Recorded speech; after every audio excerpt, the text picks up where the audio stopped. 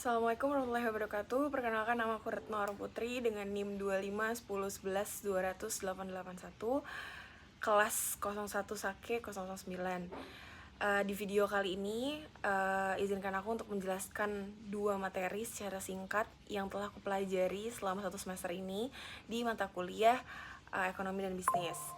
Yang mana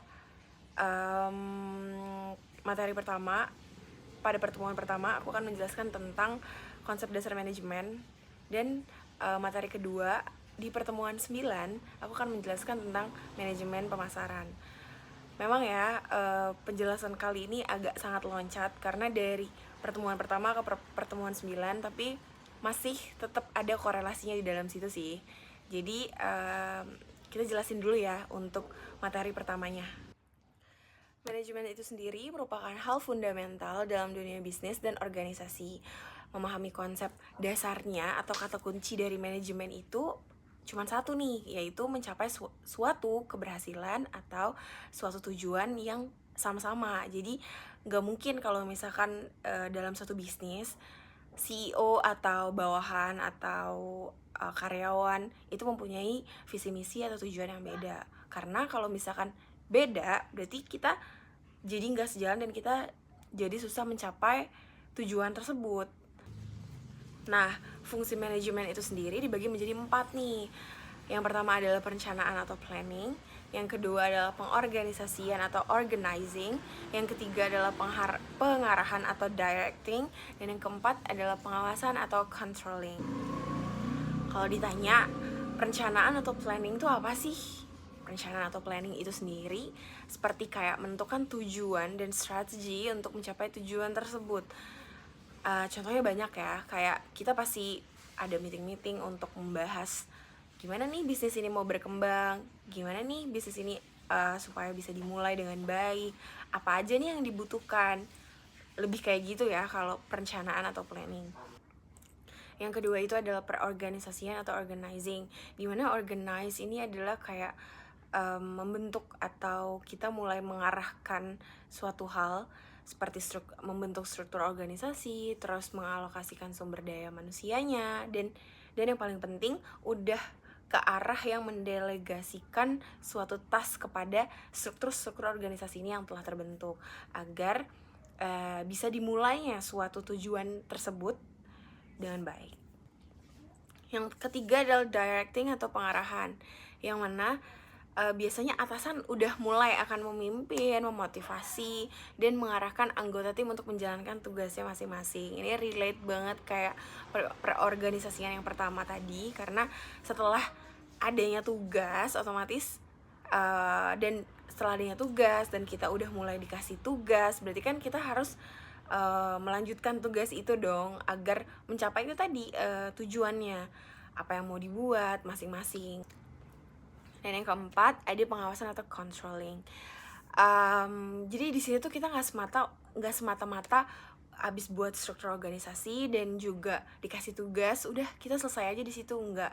Tapi tetap aja dimana kita pasti akan melaporkan atau mereport suatu kerjaan kita dan dipantau oleh atasan kita mungkin tentang hasil atau progres kerjaan kita.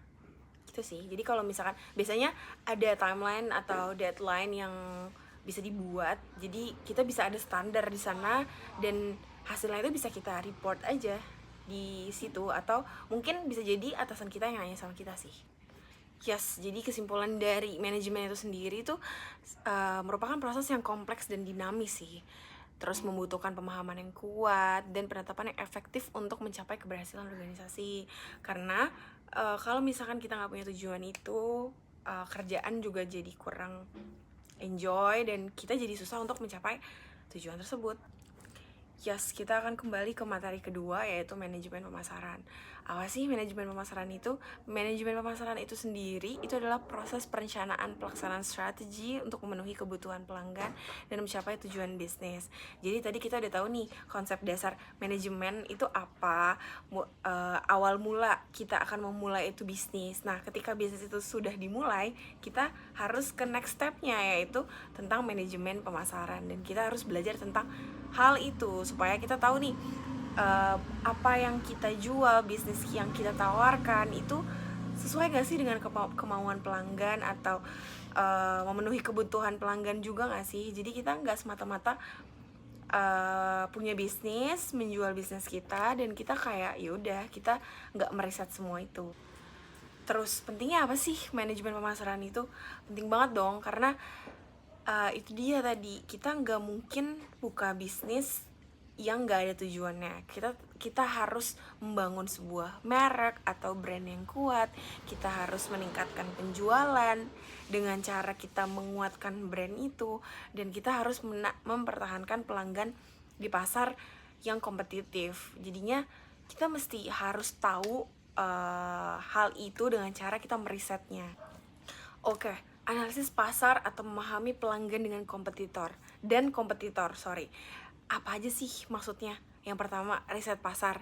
Riset pasar itu kita kayak kumpulin data-data tentang preferensi pelanggan, terus tren pasar atau aktivitas pesaing. Jadi kita kayak tahu nih, misalkan kita jualan kayak warung, pasti punya warung lainnya kan. Oh, apa nih yang kita harus pelajari dari warung lainnya itu, supaya kalaupun kita bersaing, kita mungkin punya value yang beda. Ya, yang kedua adalah kita harus analisis SWOT. SWOT itu terdiri dari strength atau kekuatan, weakness atau kelemahan, opportunities atau peluang, dan threats atau ancaman. Keempat hal itu kita harus tahu kekuatan yang kita punya dari bisnis itu apa, kelemahannya apa, terus peluangnya apa, dan ancaman dari kompetitor lain itu apa. Yang ketiga, kita perlu segmentasi pasar nih. Kita kayak kelompok-kelompokin kompetitor kita itu menjadi kayak bagian-bagian secara karakteristik demografis, geografis, dan perilaku. Syukur-syukur kita nggak punya kompetitor ya. Kalaupun kita nggak punya kompetitor, tetap kita nggak boleh lengah. Kayak tetap harus tahu nih kita punya kelemahan apa, atau kelebihan apa, atau ancaman apa. Jadi supaya kalaupun ada kompetitor yang tiba-tiba masuk, kita nggak begitu kaget karena kita punya value itu. Nah, strategi pemasaran digital itu kayak gimana sih? Yang pertama tuh kita harus optimalkan situs web yang kita punya, atau kita kayak develop itu supaya orang-orang kalau misalkan mau cari brand kita atau bisnis kita lebih trusted dan bisa cek dari SEO itu. Terus yang kedua, kita juga harus punya media sosial tentunya, supaya kita bisa ngebangun kehadiran untuk merek yang kuat. Dan jadi di situ kita kayak bisa kasih tentang bisnis kita di media sosial itu. Dan yang ketiga, relate sama media sosial tadi, yaitu tentang kontennya. Kontennya itu juga kita harus buat yang relevan dan menarik. Jadi orang-orang tuh nggak cuman bisa lihat media sosial kita aja, tapi ada suatu hal atau value yang bisa dipetik dari orang-orang yang melihat itu. Yes, kesimpulan dan langkah selanjutnya nih. Kesimpulannya itu sendiri ya, di setiap bisnis itu pasti harus memiliki manajemen pemasaran di era digital sekarang, karena itu sangat penting. Jadi kita bisa terbantu banget dengan itu, supaya bisnis kita bisa lebih kuat lagi secara brand, dan juga lebih bisa dipercaya oleh masyarakat. Oke, sekian dari 2 materi yang telah saya paparkan di video kali ini. Kurang lebihnya minta maaf. Terima kasih. Assalamualaikum warahmatullahi wabarakatuh.